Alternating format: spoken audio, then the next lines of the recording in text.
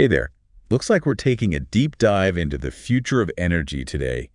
All this info on renewables. Kind of overwhelming, right? Yeah, a ton to unpack. But don't worry, we've gone through it all. Yeah. So you don't have to. Oh, We'll break it down, hit the highlights. It's fascinating stuff, really. it is, and luckily I'm here to help us make sense of it all. You're our resident energy guru after all. So what's the most viable path to a truly sustainable energy future? That's the question we're tackling. We're going to uncover the trends, the real impacts, and what it all means for you, the listener. And we'll be referring to an essay by Jörg-Owe throughout. He really dives into the nuances of the renewables world. Perfect. So before we jump into the nitty-gritty of specific types of renewable energy, can we take a step back, define what makes them different from those fossil fuels we're trying to move away from? Absolutely. The core difference is the source. Fossil fuels, those are finite, coal, oil, natural gas. They formed over millions of years, and we're consuming them way faster than they can replenish. So we're depleting a limited supply, essentially. Exactly. Whereas renewables, they harness energy from sources that nature constantly replenishes. Sunlight, wind, water flow, those are forces constantly renewing themselves. So it's about tapping into these ongoing cycles, nature's power. All right, let's get specific. Schneppat's essay covers a range of renewable energy sources, and each one seems to have its own unique advantages and challenges. That's true. There's no one-size-fits-all solution with renewables. It's about finding the right mix, different technologies for different needs, different contexts. Makes sense. Let's start with solar power. It's getting a lot of attention these days. Schneppat mentions solar generated a whopping 1.3 terawatt hours of electricity in 2022 alone. That's right, a testament to the growth of solar. But solar power isn't just those rooftop panels we see everywhere. Right. Schneppat differentiates between solar thermal and photovoltaic systems. Exactly. Solar thermal systems use sunlight for heat, heating water, even buildings. While photovoltaics, PV, they convert sunlight directly into electricity. Those are the panels we usually think of. And PV systems seem to be leading the solar boom. I'm seeing solar farms everywhere now. And for good reason, the cost of PV tech has plummeted, making it competitive with fossil fuels. It's actually one of the most affordable sources of electricity now in many parts of the world. Okay, that explains the growth. So solar's a major player in the renewable landscape. What about hydropower? Feels like it's been around forever. It has. Hydropower is one of the oldest methods we have. Schneppat points that out. It uses flowing water to generate electricity, often through dams. And it's a significant energy source globally, right? It is. Schneppat mentions a global capacity of 1,360 gigawatts. That's massive. But he also acknowledges the controversies. Those big dam projects can be problematic. Right. The environmental impact, social impact, too. Dams can displace communities, disrupt ecosystems, even contribute to greenhouse gases in some cases. Yeah, there's a rising interest in repowering existing dams, increasing their efficiency, addressing those concerns, and a push for smaller-scale hydropower projects, less environmental impact. So it's about finding more sustainable ways to use water power. Now, Schneppat also talks about geothermal energy, which I find so interesting. Tapping into the heat beneath the Earth's surface, it's pretty wild. It is fascinating. Harnessing energy from such an unexpected source, geothermal can be used directly for heating or converted to electricity via power plants. So we're basically using the Earth as a giant energy source. Exactly. And the potential is huge, especially with enhanced geothermal systems. They grill deeper, access even hotter temperatures. The U.S. is actually a leader in geothermal capacity. Interesting. So there's potential for it to play a bigger role here in the U.S. Okay, now onto a renewable energy source you can't miss, wind power. Those towering wind turbines, they've become like symbols of the clean energy movement. And for good reason, wind power has grown tremendously, one of the fastest growing sources globally. As Schneppat highlights, it's a rapidly advancing technology. And I imagine, like solar, the cost has come down significantly. It has, but there are challenges. Schneppat addresses those too. Some communities are concerned about the visual impact of turbines, and there's potential impact on wildlife, particularly birds and bats. So it's not just about the tech itself, but also the broader environmental and social implications. Now, what about bioenergy? I'll admit I'm a bit fuzzy on that one. Is it just burning wood for fuel, or is there more to it? It's more than just burning wood, although that is part of it. Schneppat explains bioenergy uses organic matter, like plants or agricultural waste, either directly as fuel or converted into biofuels, things like ethanol. So it's about utilizing organic materials for energy. That sounds pretty versatile. It is, and as Schneepat notes, it can play a big role in a sustainable future, especially where there's an abundance of biomass resources. Okay, and finally we have marine energy. Feels like the most mysterious of the lot. It does have immense potential. Schneepat focuses on tidal power specifically, harnessing the energy of ocean tides. So we're talking about using the power of the ocean itself. Exactly, and while tidal power is still in early stages, projects like the Siwa Lake Station in South Korea, the largest in the world, they show it's viable. It's amazing to think we could generate clean energy from the ocean. That's incredible. Okay, so we've covered the different types Schneepat discusses, but the big question is, why should we care? What are the benefits of this transition to renewables? That's the key, and luckily Schneepat gets into that too. He outlines all the advantages that impact every single one of us. Perhaps the biggest is the environmental impact. Renewables offer a path to a cleaner, more sustainable future. Schneepat highlights how they can combat climate change, reduce our reliance on fossil fuels. That's huge, especially with the urgency around climate action. Everyone's feeling the effects of a changing climate. We know we need to make big changes. And renewables are crucial for that, unlike fossil fuels, which release those harmful greenhouse gases when burned. Renewables produce little to no emissions during operation. Schneepat emphasizes that. This shift is crucial for our carbon footprint. So it's not just reducing emissions, it's about cleaner air, right? I imagine that comes with big public health benefits too. Absolutely. Schneepat points out that switching to renewables can drastically improve air quality, especially in cities where you have pollution from traffic and industry. Cleaner air, healthier lungs, a healthier planet. Those are compelling reasons to embrace renewables. But Schneepat also dives into the economic benefits, and those are important too. They are, and this is where things get interesting for those who might be worried about the cost of going green.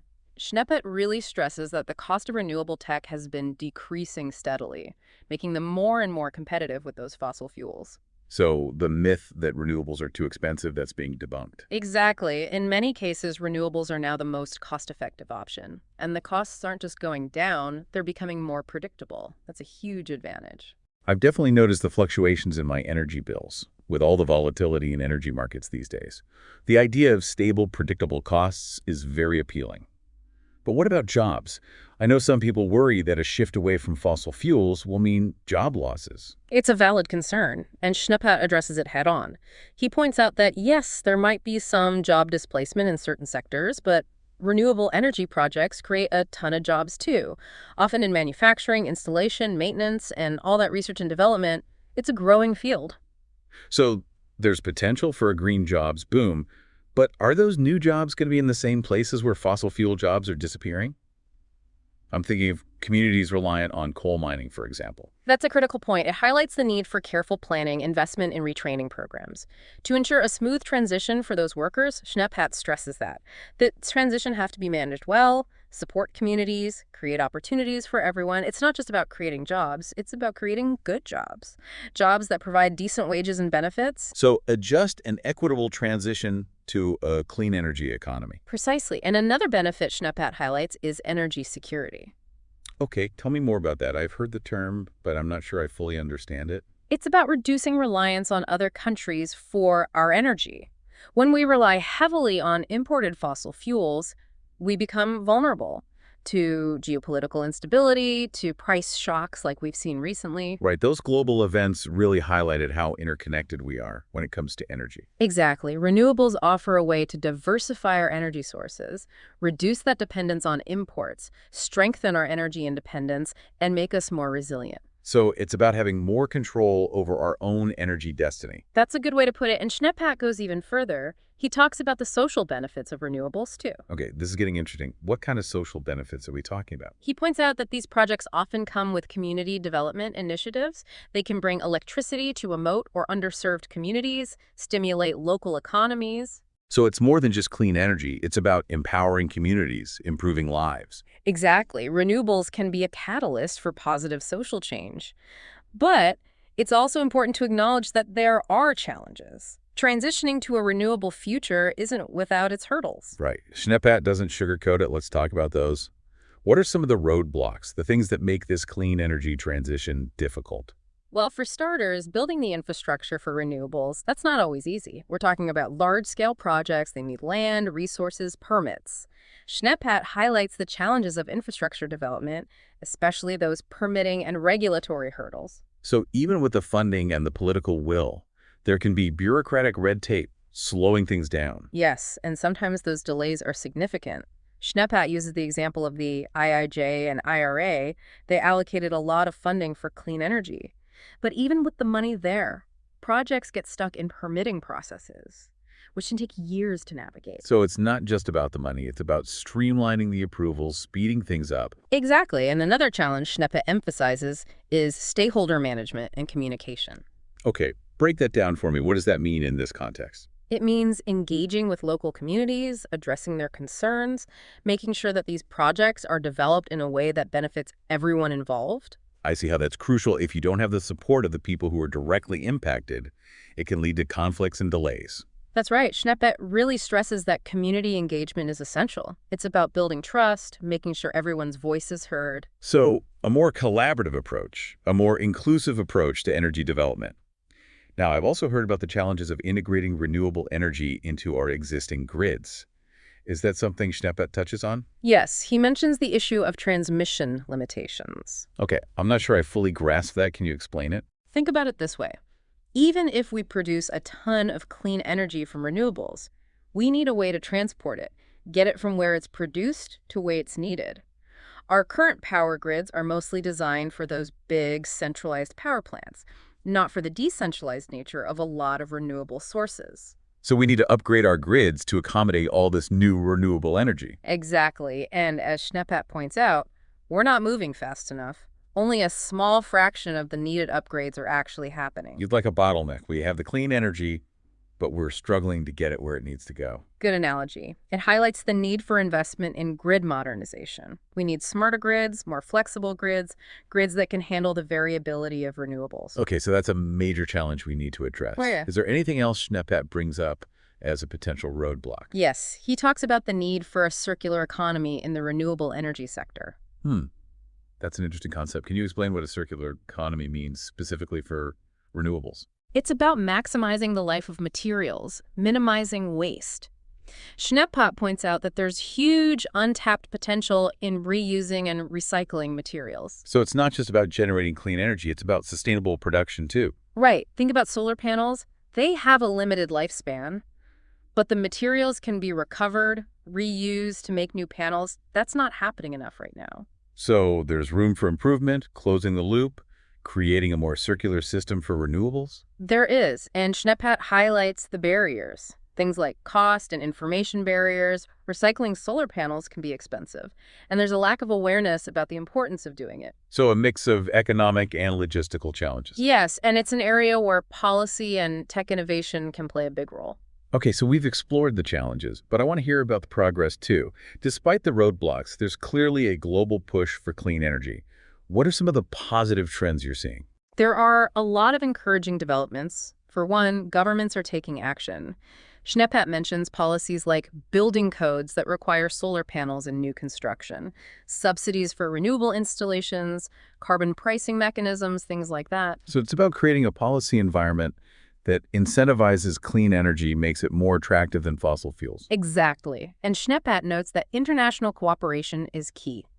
Countries need to work together, develop common standards, share what's working, support developing nations in their transition. It makes sense. Climate change is a global problem, needs a global response. What else is giving you hope? The investment boom in renewable energy, it's unprecedented. So it's not just governments, it's private investors putting their money behind clean energy too. Yes, and that's significant. We're seeing massive investments from corporations, venture capitalists, even individuals looking for sustainable and profitable opportunities. That's a great sign. The market is recognizing the potential of renewables, betting on their future. It is, and those investments drive innovation, bring down costs, making renewables even more attractive. It's a positive feedback loop.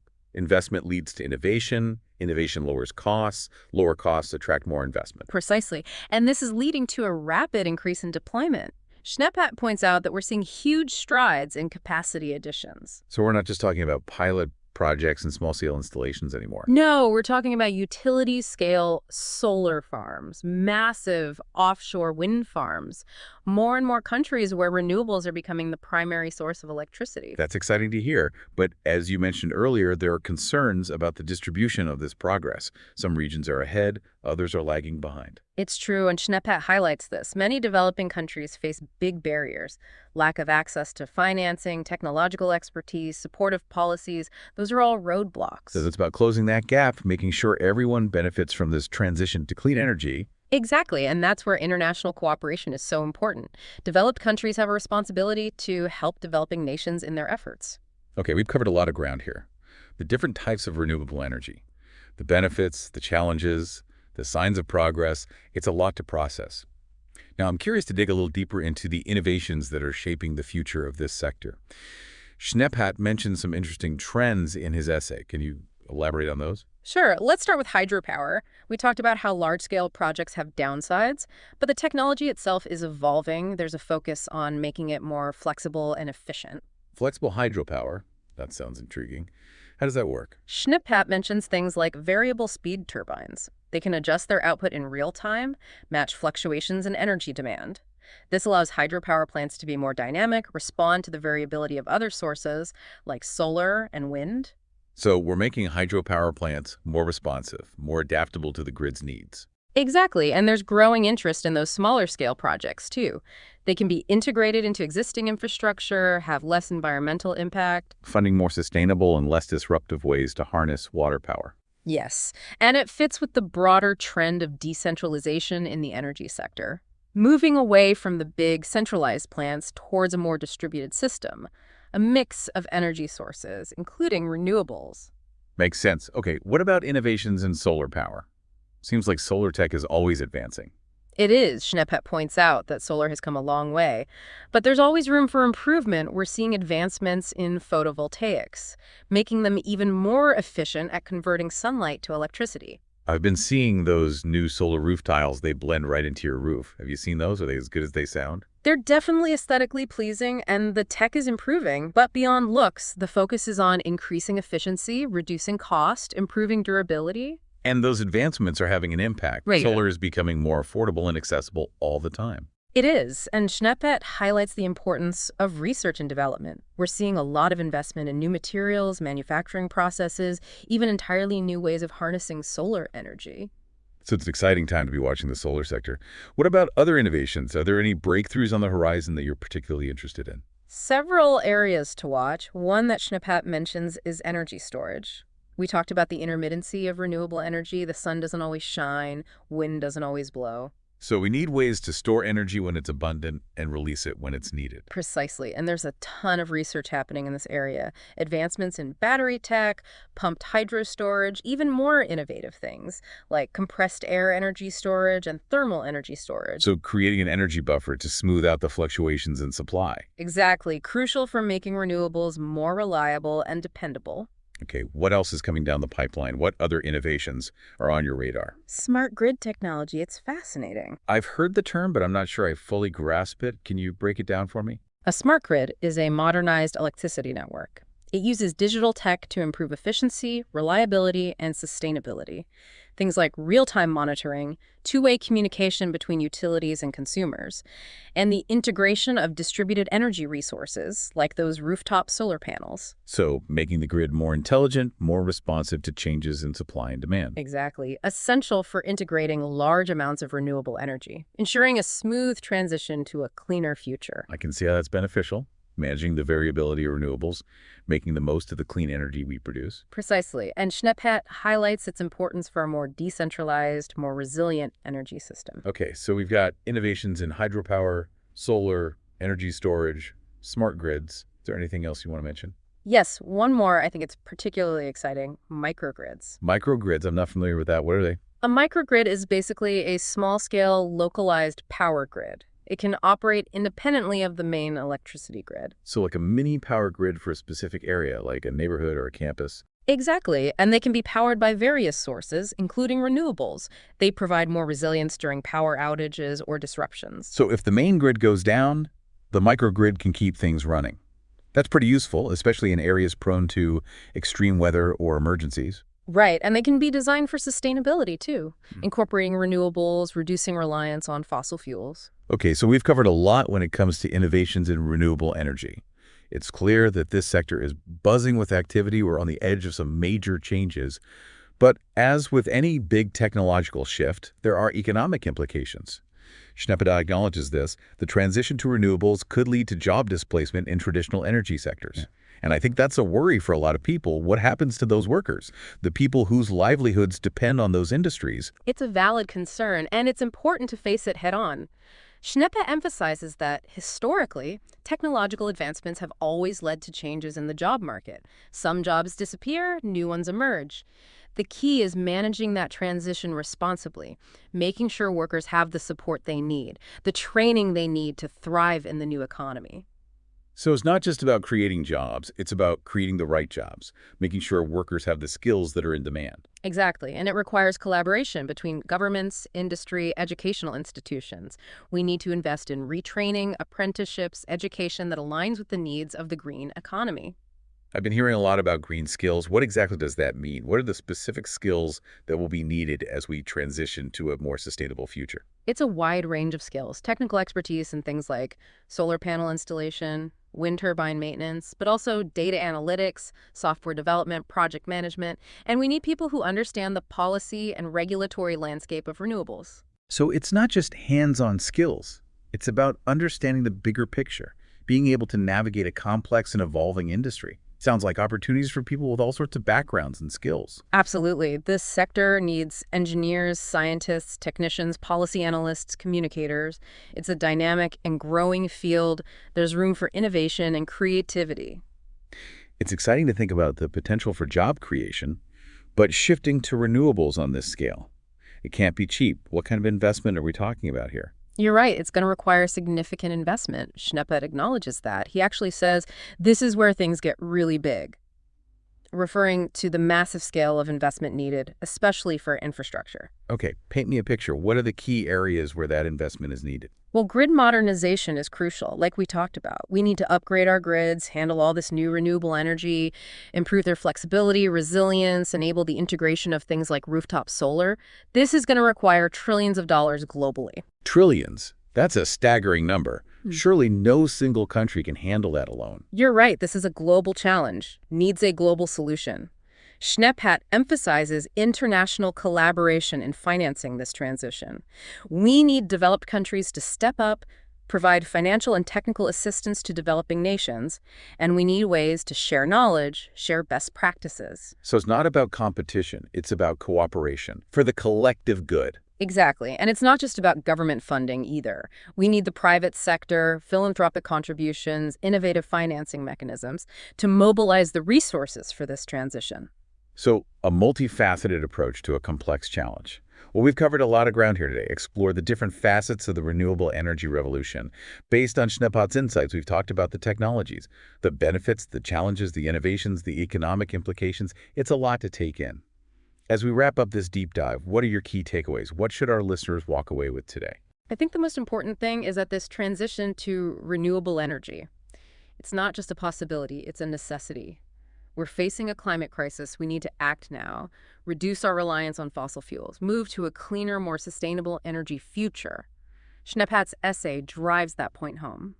I agree, and I think another key takeaway is that this isn't just about technology. It's about people, creating a just and equitable energy system that works for everyone, empowering communities, creating jobs, building a better future for generations to come. You said it, and Schnepphat gives us a comprehensive look at this complex issue. He highlights the challenges, but he also offers a sense of hope. We have the knowledge, the technology, the resources to make this happen. What we need now is the will, the action, the determination to create the energy future we want. That's a great point to end on. So listeners, you've heard it all, the facts, the challenges, the possibilities. What excites you most about this renewable energy revolution? What questions are you left with? Keep exploring, keep learning, keep pushing for the future you want. That's it for our deep dive today. Until next time, stay curious. It's about maximizing the lifespan of materials, minimizing waste. Schnepphat points out there's huge untapped potential in reusing and recycling materials in the renewable energy sector. So it's not just about generating clean energy, but making the whole production process more sustainable. Exactly. Think about solar panels. They have a limited lifespan, but the materials in them can be recovered, reused to create new panels. That's not happening nearly enough right now. So there's room for improvement there, closing the loop, creating a more circular economy for renewables. There is, and Schneppet highlights some of the barriers preventing that. For example, cost and information barriers. Recycling solar panels can be expensive, and there's a lack of awareness about how important it is. So a combination of economic and logistical challenges then. Yes, and an area where policy interventions and technological innovations can play a big role. Okay, so we've explored some of the challenges, but I'm curious about the progress being made. Because despite these roadblocks, there's clearly a global movement towards clean energy, right? What are some of the positive trends you're seeing? Well, there are a number of encouraging developments. For one, governments around the world are taking concrete steps to support this transition to renewables. Schneppet mentions things like building codes that require new construction to include solar panels, subsidies for renewable energy installations, carbon pricing mechanisms. All of those are helping. So it's about creating a policy environment that incentivizes clean energy, making it more attractive than fossil fuels. Exactly. And Schneppet points out that international cooperation is key here. Countries need to work together, develop common standards, share best practices, support developing nations in their transition to clean energy. It makes sense. Climate change is a global problem, so it needs a coordinated global response. What else is giving you hope? Schneppet also points to the unprecedented boom in investment in renewable energy. Okay, so it's not just governments. It's private investors putting their money behind clean energy too. Yes, and this is a significant trend. We're seeing massive investments from corporations, venture capitalists, even individual investors looking for sustainable and profitable opportunities. That's a good sign. Suggests that the market is recognizing the potential of renewables. It does, and these investments are driving innovation, helping bring down the cost of the technology. So it's a positive feedback loop. Investment drives innovation. Innovation drives down costs. Lower costs attract more investment. Precisely, and this is leading to a rapid increase in the deployment of these technologies. Schneppet points out that we're seeing huge strides in capacity additions. So we're not just talking about pilot projects and small-scale installations anymore. No, we're talking utility-scale solar farms, massive offshore wind farms, a growing number of countries where renewables are becoming the dominant source of electricity. That's exciting to hear. But as you mentioned earlier, there are concerns about the geographic distribution of these advancements. Some regions are forging ahead while others are lagging behind. That's true. Schneppet highlights this issue. He points out that many developing countries face significant barriers to adopting renewable energy, things like lack of access to financing, technological expertise, and supportive policies. So it's about closing that gap, ensuring that everyone has the opportunity to benefit from this transition. Exactly. And this is where international cooperation becomes particularly important. Developed countries have a responsibility to support developing nations in their efforts to transition to renewables. Okay, so we've covered a lot of ground here. We've discussed the different types of renewable energy, the benefits, the challenges, the encouraging signs of progress. Now, I'm curious to delve a bit deeper into the innovations that are shaping the future of this sector. Schnepp mentioned some fascinating trends in his essay. Can you elaborate on those? Of course. Let's start with hydropower. We talked about how large-scale hydropower projects have their downsides, but the technology itself is evolving. There's a growing focus on making hydropower more flexible and efficient. Flexible hydropower, that sounds interesting. How does that work? Schneppet mentions technologies like variable speed turbines, which can adjust their output in real time to match fluctuations in energy demand. This allows hydropower plants to respond more dynamically to the variability of other renewable sources, like solar and wind. So we're talking about making hydropower plants more responsive and adaptable to the changing needs of the grid. Exactly. And there's also growing interest in smaller scale hydropower projects, which can be integrated into existing infrastructure and have a lower environmental impact. So it's about finding more sustainable and less disruptive ways to harness the power of water. Yes, and this aligns with the broader trend of decentralization in the energy sector. We're moving away from large, centralized power plants towards a more distributed system, with a mix of energy sources, including renewables. That makes sense. Okay, what about innovations in solar power? It seems like solar technology is constantly evolving. It is. Schneppet points out that even though solar has come a long way, there's still a lot of room for improvement. We're seeing ongoing advancements in photovoltaic technologies, making them even more efficient at converting sunlight into electricity. I've been reading about those new solar roof tiles that blend seamlessly into your house. Have you seen those? Are they really as good as they sound? They're definitely aesthetically appealing, and the technology is improving. But beyond aesthetics, the focus is on increasing the efficiency of solar panels, reducing their cost, and improving their durability. And those advancements are having a real impact, right? I mean, solar is becoming more affordable and accessible every day. It is, and Schneppet highlights the importance of research and development in driving these advancements. We're seeing a lot of investment in new materials, manufacturing processes, even in entirely new approaches to harnessing solar energy. So it's an exciting time to be watching the solar sector. What about other innovations? Are there any breakthroughs on the horizon that you're particularly excited about? There are several areas to watch. One that Schneppet mentions is energy storage. As we discussed earlier, one of the challenges of renewable energy is its intermittency. The sun doesn't always shine, and the wind doesn't always blow. So we need ways to store energy when it's abundant and release it when it's needed. Exactly, and there's a lot of research and development happening in this area. We're seeing advancements in battery technology, pumped hydro storage, even in more innovative approaches like compressed air energy storage and thermal energy storage. So we're talking about creating a kind of energy buffer that can smooth out the fluctuations in renewable energy supply. Precisely, and this is crucial for making renewables a more reliable and dependable source of energy. Okay, what else is on the horizon? What other innovations are you keeping an eye on? Another fascinating area is smart grid technology. Okay, I've heard that term before, but I'm not sure I fully understand it. Can you break it down for me? Essentially, a smart grid is a modernized electricity network that uses digital technology to improve efficiency, reliability, and sustainability. It involves things like real-time monitoring, two-way communication between utilities and consumers, and the integration of distributed energy resources, like rooftop solar panels. So it's about making the grid more intelligent and responsive to the changing dynamics of energy supply and demand. Exactly, and this is essential for integrating high levels of renewable energy into the grid, ensuring a smooth transition to a cleaner energy future. I can see how that would be beneficial. It would allow us to better manage the variability of renewables and make the most of the clean energy we're generating. Exactly, and Schnepphat highlights the importance of smart grid technology in enabling a more decentralized and resilient energy system. Okay, so we've talked about innovations in hydropower, solar, energy storage, and smart grids. Are there any other areas you want to mention before we move on? Yes, one more that I think is particularly exciting is the development of microgrids. Microgrids. I'm not familiar with that term. What are microgrids? A microgrid is essentially a small-scale, localized power grid that can operate independently from the larger electricity grid. So it's like a mini power grid for a specific area, I- like a neighborhood or a campus. Exactly. And microgrids can be powered by a variety of sources, including renewables, and they can provide increased resilience in the face of power outages or other disruptions. So if the main grid goes down, the microgrid can keep the lights on.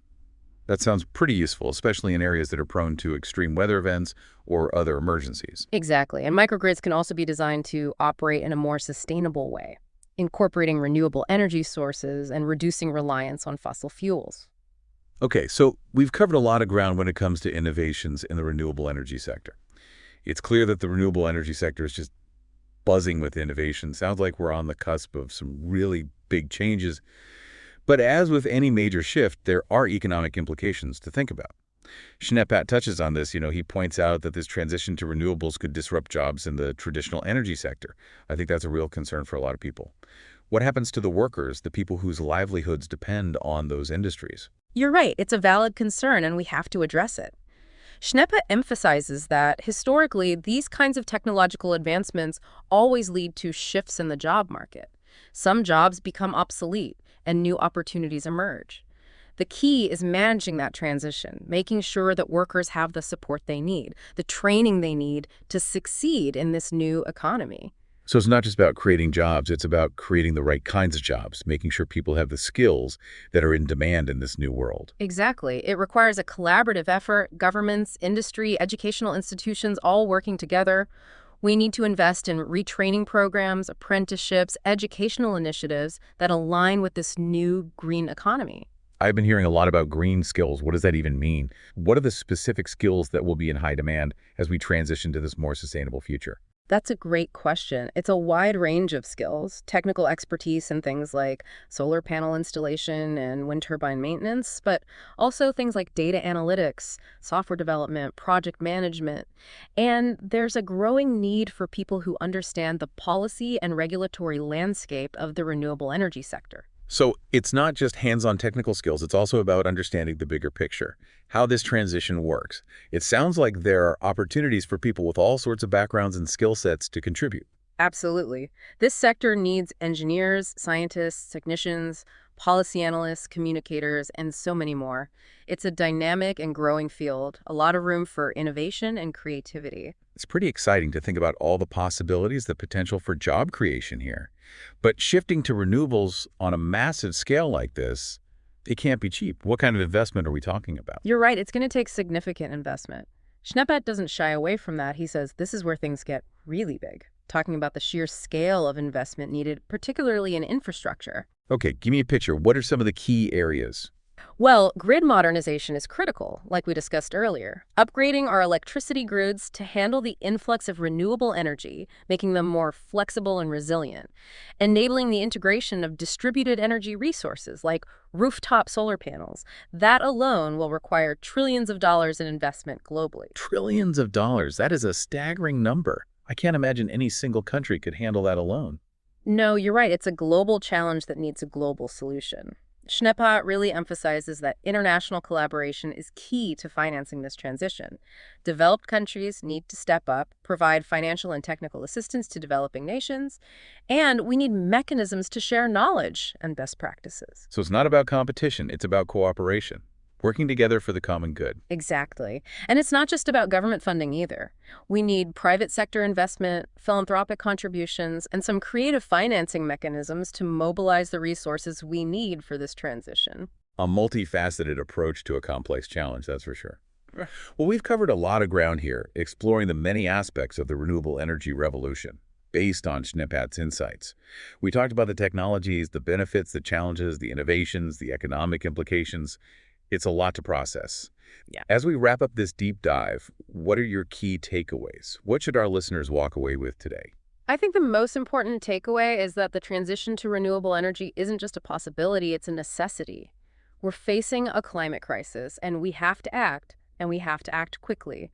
Reduce our reliance on those fossil fuels and transition to a cleaner, more sustainable energy future. Schnepphat makes that point very clear in his essay. Absolutely. And I think another key takeaway is that it's not just about the technology, it's about the people. Creating a just and equitable energy system that benefits everyone, empowering communities, creating good jobs, building a more sustainable future for generations to come. You said it perfectly, and Schneppat's essay provides a comprehensive look at the complexity of this issue. He outlines those challenges, but he also offers a sense of hope, a sense of possibility. We have the knowledge, the technology, we have the resources to make this transition happen. What we need now is the political will, the collective action, the determination to create the kind of future we want to see. That's a powerful message to end on. So listeners, there you have it. You've heard the facts, the challenges, and the opportunities. What excites you the most about this renewable energy revolution? What questions are you left with? Go out there, keep exploring, keep learning, and keep pushing for that future you want. That's all for today's deep dive. Until next time, stay curious.